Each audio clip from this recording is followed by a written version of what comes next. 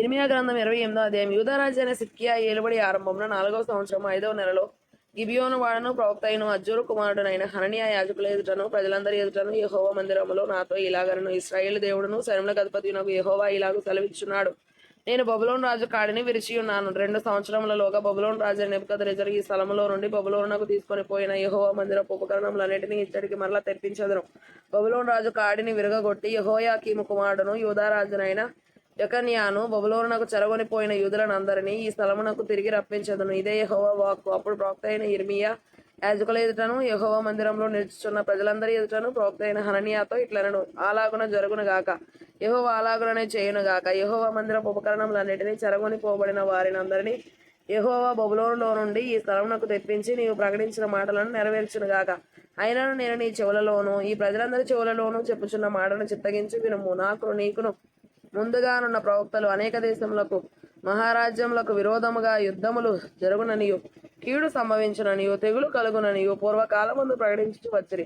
అయితే క్షేమము కలుగునని ప్రకటించు ప్రవక్త ఉన్నాడే, అతని మాట నెరవేరిన ఎడల యెహోవా నిజముగా అతని పంపనని ఒప్పుకొనదగునని ప్రవక్త అయిన ఇర్మియా చెప్పగా, ప్రవక్త అయిన ఇర్మియా మెడ మీద నుండి ఆ కాడిని తీసి దాన్ని విరిచి ప్రజలందరి ఎదుట ఇట్లనను, యెహోవా ఇలాగు సెలవిచ్చుచున్నాడు. 2 సంవత్సరములలోగా నేను బబులోను రాజైన నెబుకద్నెజరు కాడిని సర్వజనముల మెడ మీద నుండి తొలగించి దాన్ని విరిచివేసేదను. అంతటా ప్రవక్త అయిన ఇర్మియా వెళ్ళిపోయాను. ప్రవక్త అయిన ఇర్మియా మెడ మీదనున్న కాడిని విరిచిన తరువాత యెహోవా వాక్కు ఇర్మియాకు ప్రత్యక్షమై ఇలాగు సెలవిచ్చెను, నీవు పోయి హనన్యాతో ఇట్లనము, యెహోవా ఇలాగు సెలవిచ్చుచున్నాడు, నీవు కొయ్య కాడిని విరిచితివే, దానికి ప్రతిగా ఇనుప కాడిని చేయించవలను.